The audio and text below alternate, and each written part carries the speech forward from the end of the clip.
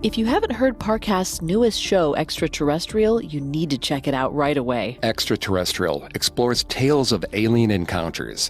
Millions of people claim to have seen alien life, but there's very little evidence to support it. Are we really alone in the universe? Search for and subscribe to Extraterrestrial wherever you listen to podcasts. And please don't forget to rate and review. Due to the graphic nature of this cult's crimes, listener discretion is advised. This episode includes discussions of graphic material that some people may find offensive. We advise extreme caution for listeners under 13. The police raids often happened at midnight. The young Freedomite children hid in dark corners of their homes, hoping to evade the officers who arrived to take them away from their parents. One 6-year-old child's parents hid her under a hay-covered trap door. The child crouched, terrified, as the police poked at the hay with pitchforks. The police found her, and she scrambled to escape.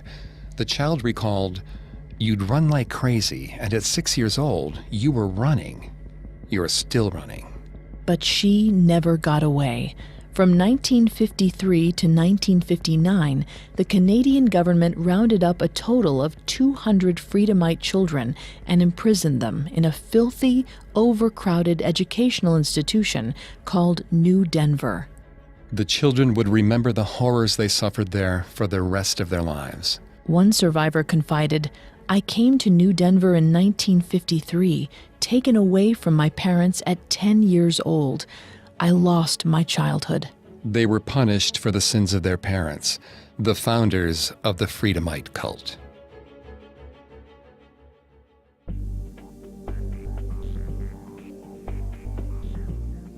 Hi, I'm Greg Polson. And I'm Vanessa Richardson. And this is Cults.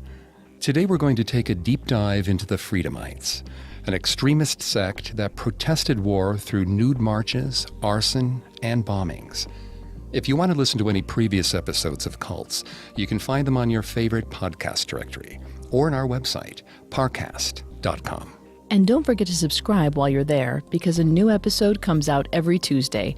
You can also find us on Facebook and Instagram at Parcast, and on Twitter at Parcast Network. If you like what you hear, please leave a 5-star review wherever you're listening. The Freedomites were originally members of a pacifist Christian religious group known as the Doukhobors, or Spirit Wrestlers. The Doukhobors fled Russia for Canada in 1899, after Emperor Alexander I ordered that they should be assimilated into mainstream Russian culture. The Doukhobors rejected pageantry and priests. They led simple lives in communal farming villages in British Columbia, and they disapproved of nationalism, militarism, property ownership, and materialism. The extremist Freedomites split from the mainstream Doukhobors in 1902. In the late 1920s, the Freedomites began a 40-year campaign of arson and bombing attacks on Canadian government facilities. In the 1980s, the Freedomites' terrorist campaign fizzled out, thanks in part to Canadian government outreach, and the Freedomites were reabsorbed into the larger Doukhobor community. There are about 20,000 descendants of the Doukhobors living in Canada today. Just over 6,000 still follow the religion.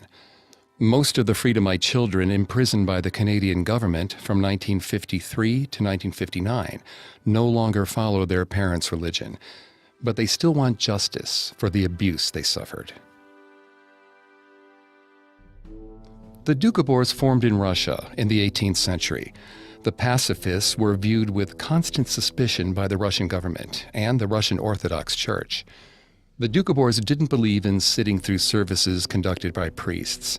They were instead similar to the American Quakers. They believed that everyone should listen to the voice of God that they could hear speaking from within. But that isn't their only similarity to the Quakers. Both groups are also pacifists. A recent psychological study has shown that pacifists may be motivated by feelings of disgust. Vanessa is going to take over on the psychology here and throughout the episode.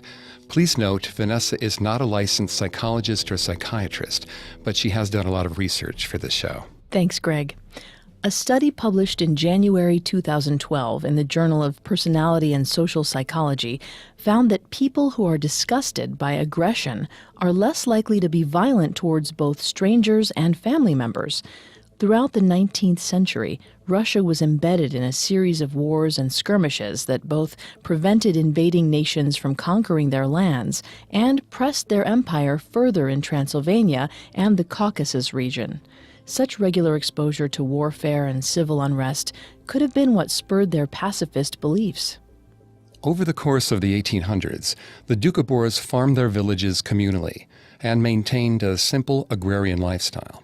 By the late 1800s, the Russian government was increasingly leery of the Doukhobor community. The Doukhobors' pacifism was in stark contrast to the rising militaristic and nationalistic ambitions of Russia's czars. The Russian government became even more nervous in 1887, when 27-year-old Peter the Lordly Verigin rose to power amidst infighting in the Doukhobors community over the appointment of their next community leader. Charismatic, eloquent, and persuasive, Verigin was also sincere in his Doukhobor beliefs. His supporters hung on his every word and excitedly prepared for the January 1887 ceremony wherein he would be anointed their leader.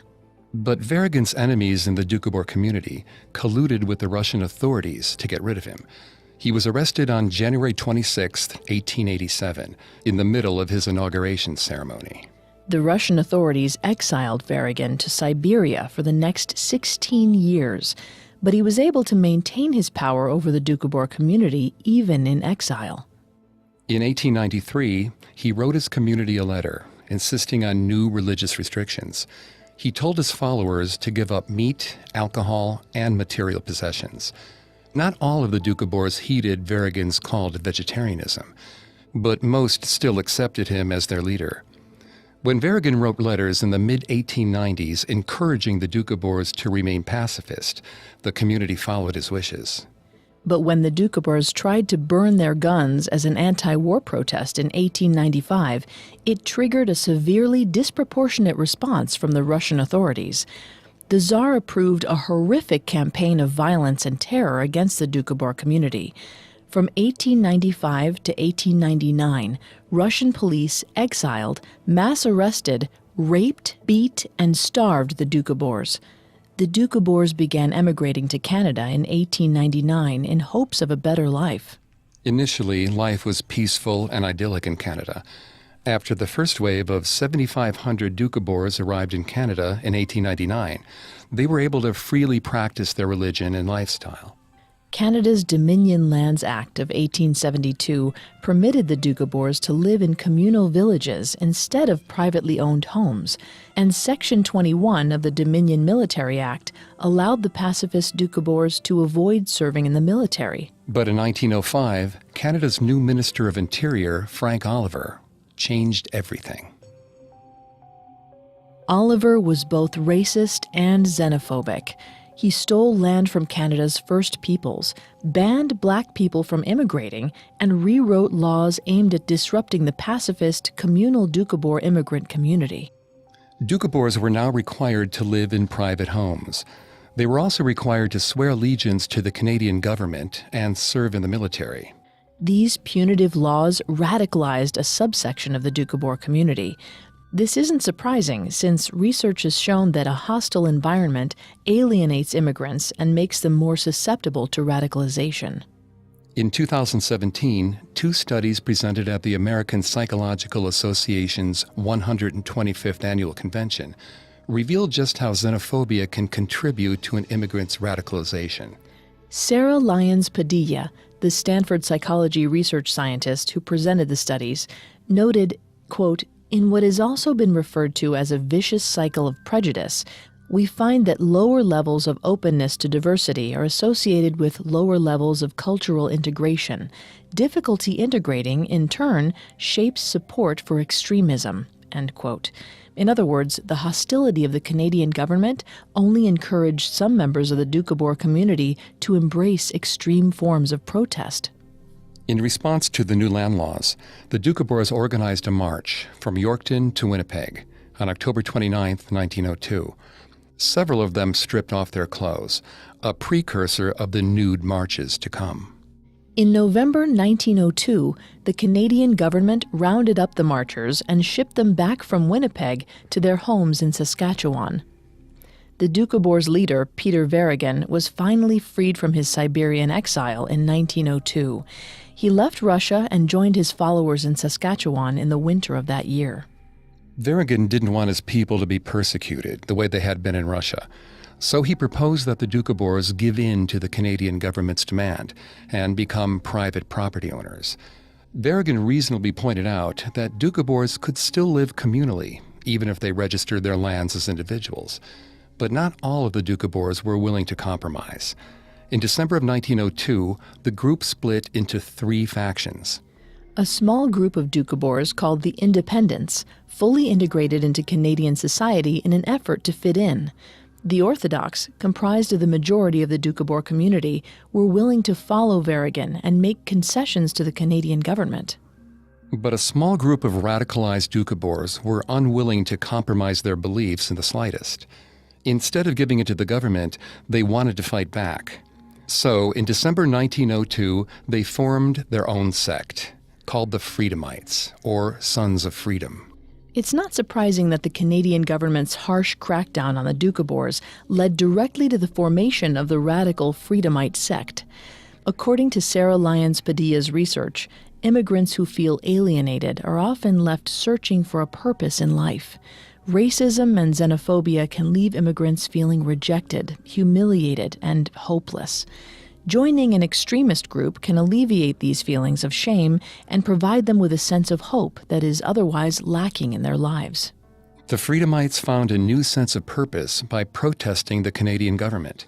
And as the majority group of Doukhobors began to privately register their lands in May of 1903, the Freedomites organized their first nude protest. By stripping off their clothes, they expressed their anger at the government and their distaste for material possessions. It was a way of provoking outsiders and showing their hostility without actually resorting to violence. The Freedomites were also using nudity to compare themselves to Adam and Eve in the Garden of Eden. They believed they were demonstrating their purity and humility before God. The tradition of Christians taking off their clothes in protest against authority goes back farther than you might think. St. Francis stripped naked in public in front of his father and a bishop to demonstrate the sincerity of his faith. The Freedomites may have been attempting to follow in his footsteps. But the Canadian government was unmoved by the Freedomites' nude protests. And in 1907, the government escalated its crackdown on the Freedomites. Officials announced that they were taking away any Doukhobor land that wasn't privately registered. This only served to further anger and radicalize the Freedomites. The sect actually grew stronger after 1907, numbering in the thousands. Freedomites may have found solace in their radical beliefs. Religious scholars Rodney Stark and William Bainbridge have noticed that more extreme or high-tension religious sects tend to thrive, while moderate religious sects often fade away. This is because moderate religious devotees are more likely to abandon religion altogether and live secular lives, while strict religious devotees find their faith strengthened by segregating themselves from the secular world. This seems to have been the case with the Freedomites. While many Doukhobors integrated into Canadian society, Freedomites became more extreme. By 1908, the formerly pacifist Freedomites were resorting to violence. On July 16, 1908, 100 Freedomites got into a vicious fight with Canadian policemen sent to Saskatchewan to arrest them. The group pummeled the police with sticks for 3 hours, but the police managed to arrest the 12 Freedomites leading the protest. That same year, in 1908, Verigin bought land for the entire Doukhobor community in British Columbia, where they would be freer to continue their communal lifestyle. Even though the Freedomites were essentially their own sect at this point, they followed Verigin and the other Doukhobors to British Columbia. The Freedomites settled in Slocan Valley, British Columbia, on land that Verigin had purchased. There, they founded their own community, Crestova Village. But the Freedomites only became more radical in the 1920s. the Freedomites felt alienated by an unfriendly Canadian government, and they believed the moderate majority Doukhobors were no longer religious enough. Not only did they continue their nude marches, they also began committing arson. They burned down government buildings, their own homes, and even the homes of their moderate Doukhobor neighbors. When they set fire to their own homes, the Freedomites believed they were demonstrating the meaninglessness of their own possessions and effectively protesting government land ownership policies. When they burned down the homes of moderate Doukhobors, they were attempting to guilt trip them for abandoning their religion. According to the American Psychological Association, some people set fires for socio-cultural reasons. This would certainly apply to the Freedomites. They already had a tradition of burning weapons in protests that went back to the 1890s. And Russian farmers, like the Freedomites, had a cultural tradition of setting fires as a form of resistance that dates back to Napoleon's invasion of Russia in 1812. During the French invasion, Russian farmers set fire to their homes and fields, so the advancing French army had no food or shelter. This scorched earth policy embedded itself into the Russian cultural consciousness, and it could have contributed to the Freedomites' willingness to burn their own homes in Canada as a form of defiance against the government. According to the U.S. Fire Administration, extremism is one of several potential motives for arsonists. Extremists, like the Freedomites, set fires because they believe it advances their religious agendas. And many arsonists also suffer from mental illness. According to a 1999 study published in the Journal of Forensic Sciences, quote, 90% of arsonists had recorded mental health histories, and of those, 36% had the major mental illness of schizophrenia or bipolar disorder, end quote. It's possible some of the Freedomites who were setting fires may have suffered from mental illness as well. The Freedomites' fire setting hurt the larger Doukhobor community. American and Canadian newspapers lumped the Freedomites with the moderate Doukhobors and began to portray all Doukhobors as religious extremists. In reality, the Freedomites were no longer Doukhobors, and they numbered only a few thousand. But their small numbers didn't stop them from escalating their terrorist activities. As if nude protests and arson weren't enough, they also became infamous for bombing power lines, bus stations, and railroads. Despite their violent activities, the moderate Doukhobor leader, Peter Verigin, never openly condemned the Freedomites. But it's not clear if the Freedomites still respected their former religious leader. In fact, Verigin's willingness to cooperate with the Canadian government may have convinced the more extremist Freedomites that their former religious leader needed to be eliminated. On October 29, 1924, Verigin was traveling on the Kettle Valley Railway with several government officials when a bomb exploded. Verigin died in the blast, along with several government officials. As Canadian government officials investigated the attack, suspicion quickly fell on the one group infamous for both its bombing campaigns and its attacks on moderate Doukhobors, the Freedomites. We'll return to our story in just a moment.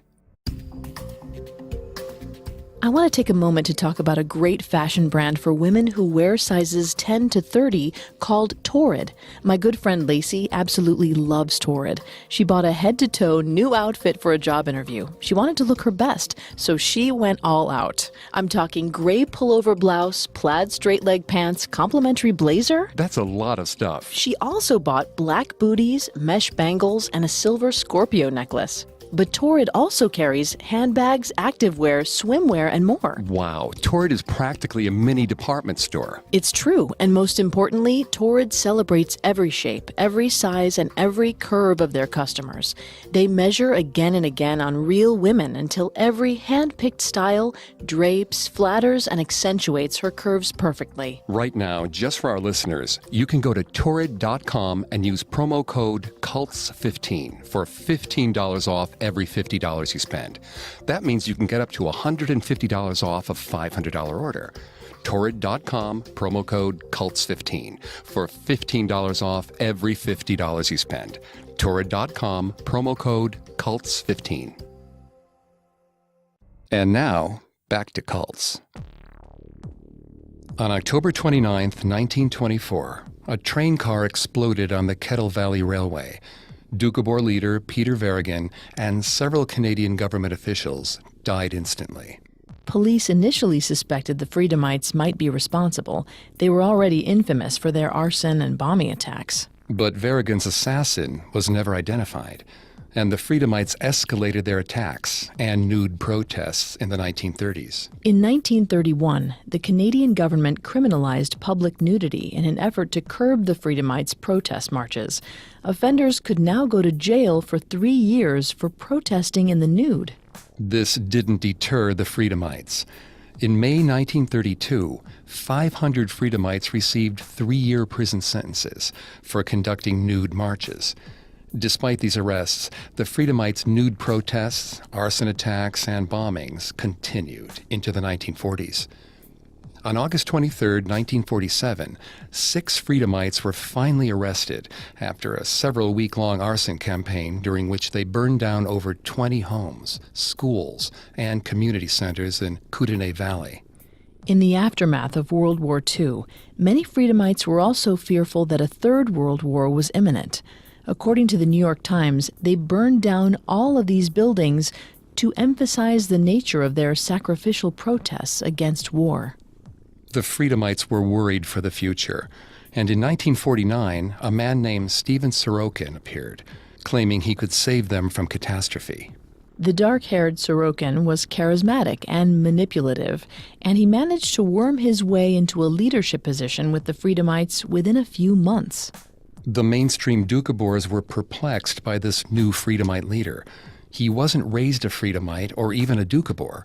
He didn't seem to be genuine. In fact, Sorokin was little more than a con artist. Not long after the Freedomites named him as their new leader in 1950, he stole $96,000 and left for Uruguay.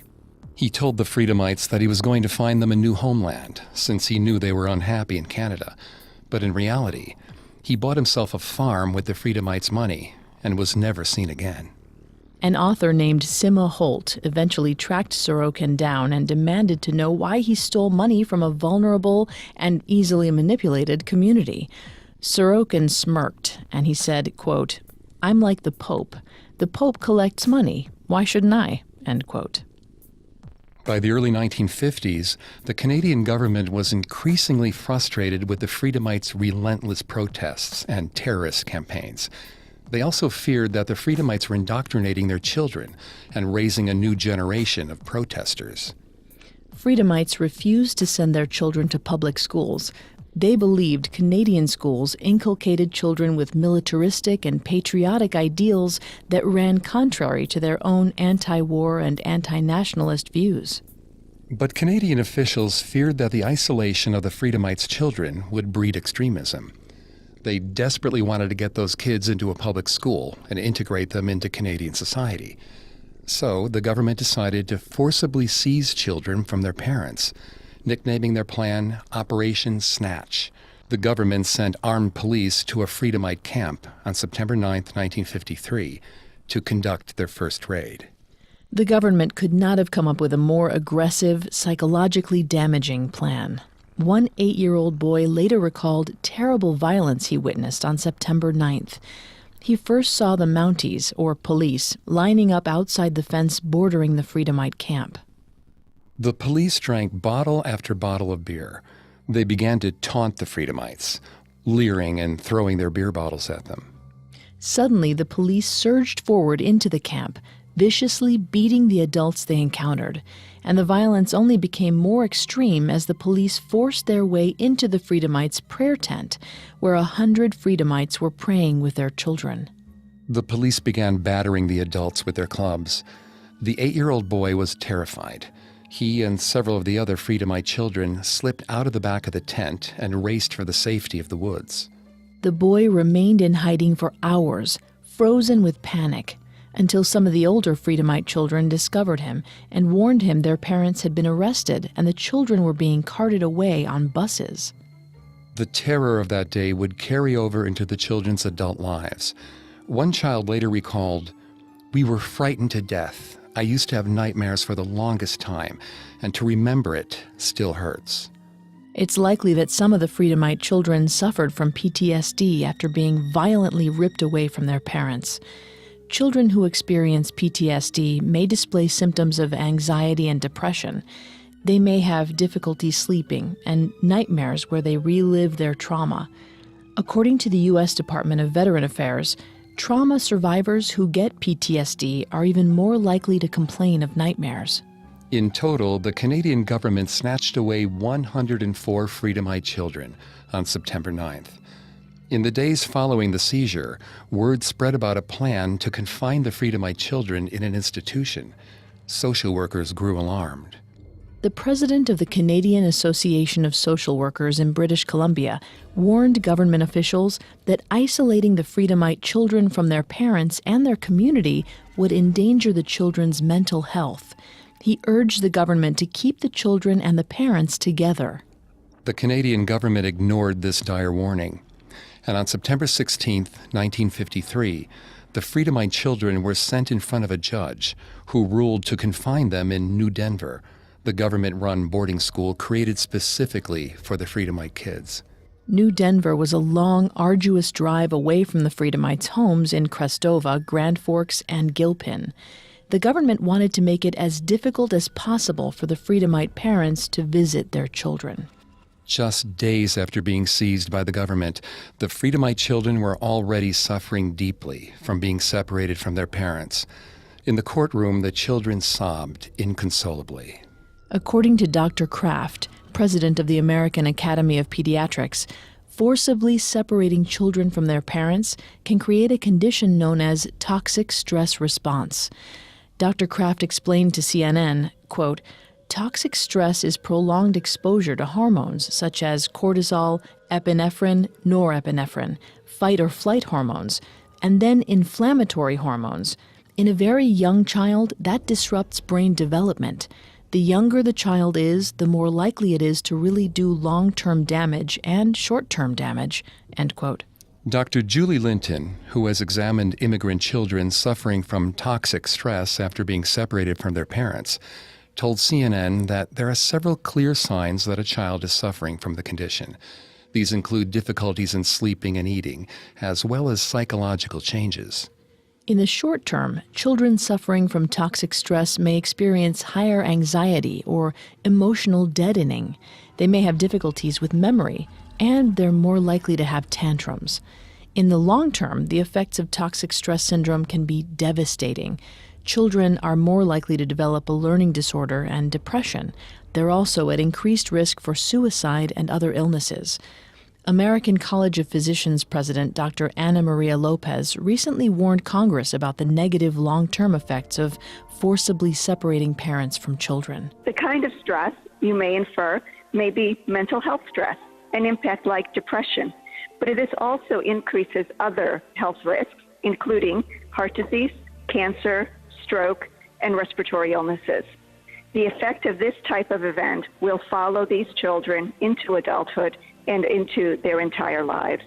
Unfortunately, the Canadian government ignored the warnings about the harm it was doing to the Freedomite children. And in September 1953, they shipped the children off to New Denver.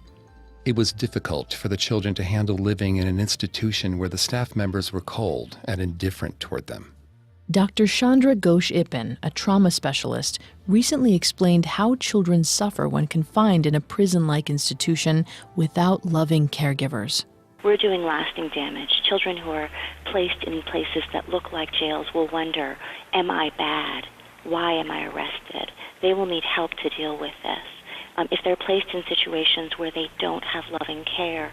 Freedomite parents were only allowed to visit their children at New Denver for 1 hour on the first and third Sunday of every month. But these truncated visits did little to ameliorate the children's suffering. The Canadian government claimed that they had to isolate the Freedomite children from their parents in order to ensure they received a quality education. But it would appear the government did not really care about their education. A letter dated July 17, 1953, warned that none of the Freedomite children spoke much English. The letter writer strongly recommended that they hire Russian-speaking teachers to put the Freedomite children at ease. The Canadian government ignored this advice. Instead, they hired an English-speaking head of New Denver on September 23, 1953. The entire staff hired that fall was fluent only in English. Unsurprisingly, the teacher's fledgling attempts to conduct trial classes in December of 1953 were a disaster. It didn't help that the traumatized children couldn't understand a word of what the teachers were saying. Classes at New Denver officially began on January 11, 1954. But the Freedomite children continued to resist the instructors' attempts to force them to attend classes they couldn't understand. In a letter written on January 14, 1954, an attendance officer describes entering the dormitory and discovering a group of Freedomite boys huddled in a circle, praying as a form of protest. About half the boys had stripped off their clothes to protest naked. The officers decided to target a 13-year-old boy praying with his two younger brothers. They tried to drag the 13-year-old out first. But when the siblings resisted, an officer got physical, shoving and punching one of the young boys to force them to cooperate. This would be just one of the many acts of violence and abuse perpetrated by the instructors and staff at New Denver. Our story will continue in a moment after a brief message. Have you ever had an alien encounter, Vanessa? I haven't, or I don't think I have, unless my memory has been wiped clean. So you're interested in extraterrestrial life? I'm definitely curious about it. The existence of extraterrestrial life has captured our collective imaginations for generations. Those who claim to have had encounters certainly believe what they saw, even if they have no proof. That's why the Parcast Network is exploring these stories in a new show, Extraterrestrial. They'll analyze possible scientific explanations and determine what really may have happened. You can listen to the first episode on the 1961 abduction of Barney and Betty Hill right now. Look for upcoming episodes spotlighting reptilian humanoids, Roswell, and the 1977 UFO invasion in Fort Benning, Georgia. New episodes of Extraterrestrial come out every Tuesday. Be sure to search for and subscribe to Extraterrestrial wherever you listen to podcasts. And please, don't forget to rate and review. Now, our story continues. On September 9, 1953, 104 Freedomite children were snatched from their parents and imprisoned at a government-created school called New Denver. Children struggled to handle life at the filthy, understaffed institution. After classes began in January 1953, the children found it difficult to maintain their sense of individuality in this rigid, institutionalized setting.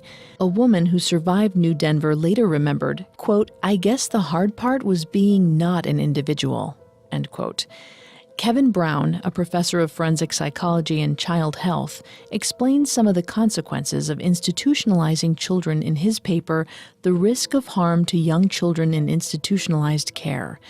Children living in group settings can become socially withdrawn or, alternatively, seek attention through self-harming and other negative behaviors. The Canadian government refused to admit they were inflicting psychological harm on the Freedomite children. And the children brought to New Denver weren't just being traumatized by the separation from their parents.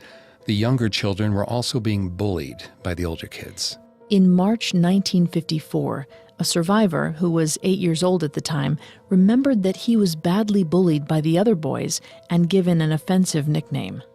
In late March, this child's uncle wrote to the school, trying to secure permission to bring him home.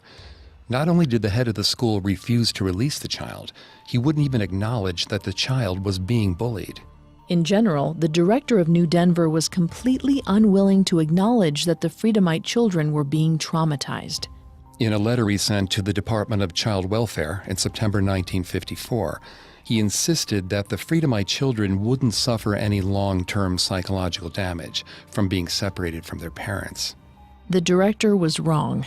A report written by an ombudsman, or government official, investigating the experiences of the Freedomite children noted, "Sadly, it is evident that the vast majority of people who have come to us have been emotionally scarred, in the long term, by their institutional experiences in New Denver." The staff at New Denver also did little to keep the facilities clean and sanitary for the Freedomite children.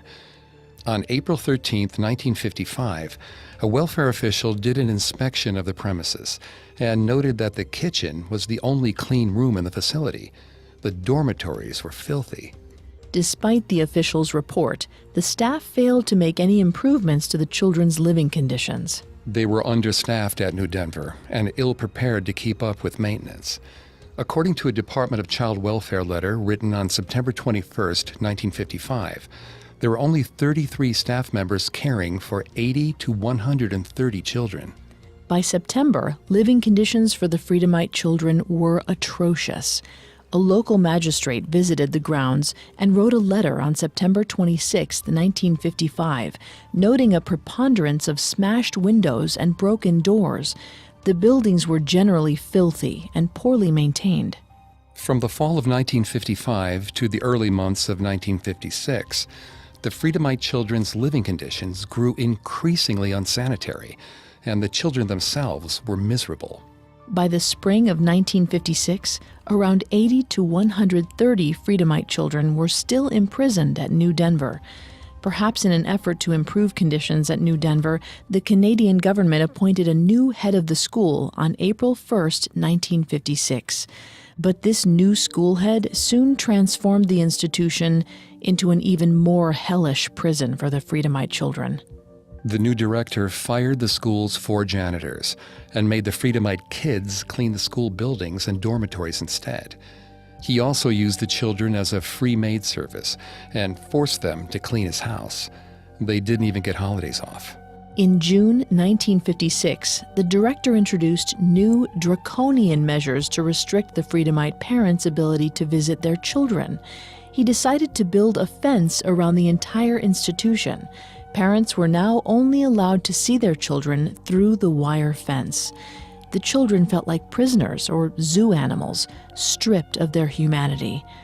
Linda Essex, a survivor, remembered, "We were like monkeys hanging on a wire, kissing our parents through the wire." As if the fence wasn't bad enough, the staff also became increasingly abusive. On February 18, 1957, the New Denver director admitted in an interview that he beat children with a strap to get them to behave. Studies have increasingly shown that corporal punishment negatively affects children's mental health. According to the American Psychological Association, spanking can make children more aggressive and antisocial. But this didn't stop the staff from beating the children for years, and the abuse escalated far beyond beatings. On July 22nd, a Freedomite parent sent a letter to the head of New Denver, horrified that an instructor had beaten their child so badly that several of the child's teeth were broken. The director knew about the incident, but apparently little was done about the abuse. In yet another instance of abuse, a staff member interrupted a game of basketball that the Freedomite children were playing. He grabbed one boy and slammed his head repeatedly into the wall. The director also authorized staff to steal food and packages from the Freedomite children. In September of 1957, he wrote a report claiming that he needed to confiscate care packages because New Denver had a rat infestation. But in reality, the staff was just hoarding the children's food and eating it themselves. Meanwhile, the Canadian government was selling off the land that they had confiscated from the Freedomites, leaving them in a constant state of unrest. Their protests seemed to have curbed during the time, only encouraging the government to maintain the new status quo. Back at New Denver, the staff continued abusing the Freedomite children well into 1958. Some of the staff members sexually abused the children as well. A survivor who was only 11 when she was snatched from her parents vividly remembered the physical and sexual abuse she suffered at the instructor's hands at New Denver. She described how one instructor hit and kicked girls for resting during gym classes. Another instructor repeatedly forced her into a dark corner, turned off the lights, then groped and sexually assaulted her. In addition to abusing the children, the staff at New Denver failed to provide the kids with proper medical care. For example, on March 8, 1958, a magistrate sent a letter to the government discussing an instance where the school had failed to properly treat a Freedomite boy who had been hospitalized 4 times with pneumonia since 1956. It turned out the boy had a tumor in his lung that they failed to treat. A group of Freedomite mothers grew frustrated as school officials ignored their complaints about the child abuse for years. So they reported the abuse to the Nelson Daily News in the spring of 1958. The mothers described many terrible instances of abuse, including one occasion where a staff member used a board with nails hammered into it to beat a young child. But when the newspaper interviewed the staff at New Denver for a March 18th article, they didn't promise to change their behavior. Instead, they made excuses to justify the abuse. Though the head of New Denver wouldn't admit it publicly, he was very aware at this point that his staff was abusive and neglectful. In March of 1958, he wrote a surprisingly honest letter to the Department of Education, admitting that the children needed new caretakers at New Denver who were actually kind and affectionate. It's unclear why the directors suddenly began caring about the children's mental health. But this letter was too little, too late. 200 Freedomite children had already suffered the staff's abuse for years. Even though a 1953 federal law required Canadian schools like New Denver to offer the children psychological counseling, the head of New Denver never provided counselors or therapists for the Freedomite children in 1958. A year later, in July 1959, a group of 60 Freedomite mothers became fed up with the sect's inability to get their children back. They took over leadership of the Freedomites and began a 3-day campaign to win their children's freedom. The Freedomite mothers explained to a Canadian education board that they would accept their children attending public school under a few conditions. They didn't want their kids taught military history, since that went against their pacifist beliefs. And they also wanted their girls to be allowed to wear their traditional conservative dress, a babushka, or headscarf, and long skirts. The board agreed to these conditions. Pleased, the Freedomites were finally willing to send their kids to Canadian schools. On July 31st, the mothers swore a traditional Christian oath of water, salt, and bread, and promised to send their kids to public school. In return, Canadian officials agreed to release the 77 children still imprisoned in New Denver. On August 2, 1959, the Canadian government finally freed the 77 Freedomite children. But New Denver had traumatized the Freedomite children, and many of the 77 hadn't been home in 5 years. The Canadian government still made no effort to offer the Freedomite children access to therapists or counselors. Regardless, the Freedomites complied with the government's demand and sent their children to public school. According to a New York Times article written a year later on July 4, 1960, the Freedomite children were acclimating well to Canadian schools. What the article didn't mention was that many of these children were still deeply traumatized by their experience at New Denver. These psychological scars would stay with them well into adulthood. But as the Freedomite children integrated into Canadian schools, a small group of Freedomite leaders remained furious at the Canadian government. And in the early 1960s, they began a new terrorism campaign. On December 10, 1961, a group of Freedomites used 30 sticks of dynamite to blow up a section of railroad near one of their settlements in British Columbia. No one died, but it caused extensive damage to the railroad and held up important shipments for over 2 days.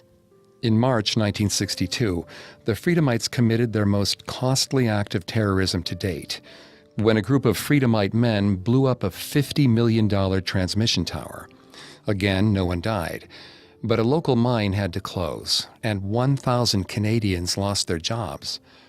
According to the New York Times article written on March 11th, it was the Freedomites' worst act of terrorism in their 30 years of arson and bombing attacks. By March 23rd, the Canadian government had arrested 20 Freedomite men and sentenced them to prison for the most recent string of bombings. A day later, on March 24th, the government arrested an additional 40 Freedomite leaders. 3 months later, on June 8th, a group of Freedomite women protested the imprisonment of their leaders by setting fire to 50 of their plywood homes in Cristova. Once again, they were sacrificing their homes to demonstrate their freedom from the material world. By June 10th, the Freedomite women had burned down 91 homes and allegedly planned to burn down their entire village. The Canadian government sent additional police in an attempt to put a stop to the arson and quell the unrest. But the Freedomite women kept up their arson campaign. By June 17th, they had burned down 132 homes. By June 22nd, the fires were still burning. Over 400 women and children were living in tents. But this wasn't enough to quench the Freedomite women's desire to protest. And in September of 1962, a Freedomite named Fanny Storgoff rose to international fame as their leader. She had immigrated to Canada as a toddler and grown up in Vancouver before moving to the Freedomite village in Crestova with her husband. A compelling and charismatic leader, Fanny guided 1,000 Freedomites through a year-long march across Canada to Agassiz by the coast, where they formed a new settlement.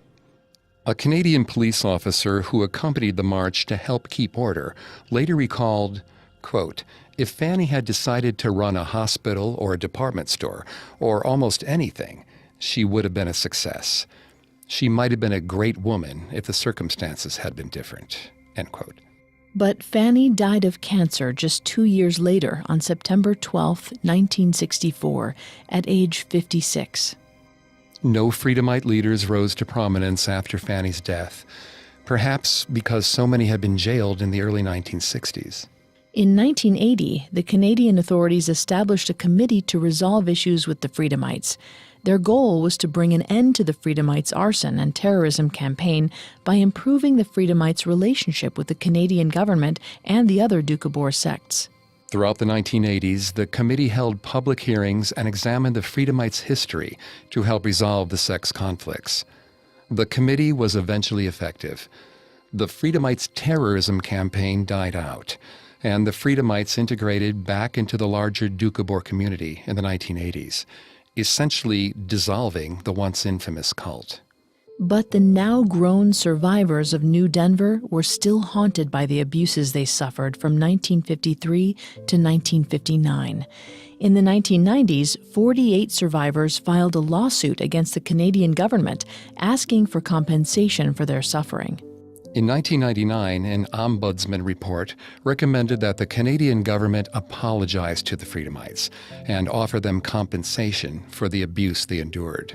Unfortunately, the government never offered any compensation. The lawsuits never recovered any damages, and the Canadian government refused to do so much as apologize to the New Denver survivors. Instead, Canadian Attorney General Jeff Plant offered a statement in October 2004, justifying the government's internment of 200 children by reminding his audience of the attacks that the Freedomite adults were leading against the Canadian community in the 1950s. He refused to apologize to the New Denver survivors, but offered his regrets on behalf of the Canadian government. Unsurprisingly, this non-apology by the government left many of the survivors disappointed and frustrated. After Plant's speech in October 2004, survivor Linda Essex told reporters, "They took us from our parents because they said they wanted to protect us, but our protectors abused us. There was no love, no warmth, just fear." Although the New Denver survivors were not offered an apology in 2004, they were finally offered counseling services through the Canadian government's Ministry of Children and Family Development. Perhaps this will help the New Denver survivors and descendants of the Freedomites overcome the abuse and neglect they endured at the hands of their own government. And hopefully, increased awareness of the Freedomite children's suffering can help prevent similar atrocities in the future.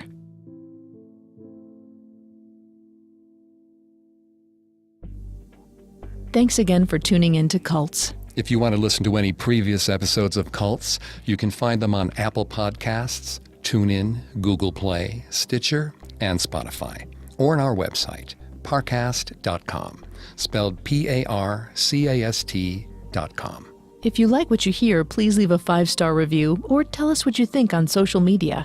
We're on Facebook and Instagram as @Parcast and Twitter @Parcast Network. It seems simple, but it really helps our show. See you next time. Cults was created by Max Cutler and is a production of Cutler Media and is part of the Parcast Network. It is produced by Max and Ron Cutler, sound design by Kenny Hobbs, with production assistance by Ron Shapiro and Paul Mahler. Additional production assistance by Maggie Admire, Carly Madden, and Jeanette Manning. Cults is written by Samantha Gurash and Kenneth Martin, and stars Greg Polson and Vanessa Richardson. Don't forget to listen to the Parcast Network's newest show, Extraterrestrial, which explores tales of alien encounters. If you enjoy shows about paranormal events, then you should definitely check out Extraterrestrial, where they aim to answer the question, are we really alone in the universe? Be sure to search for and subscribe to Extraterrestrial wherever you listen to podcasts. And please don't forget to rate and review.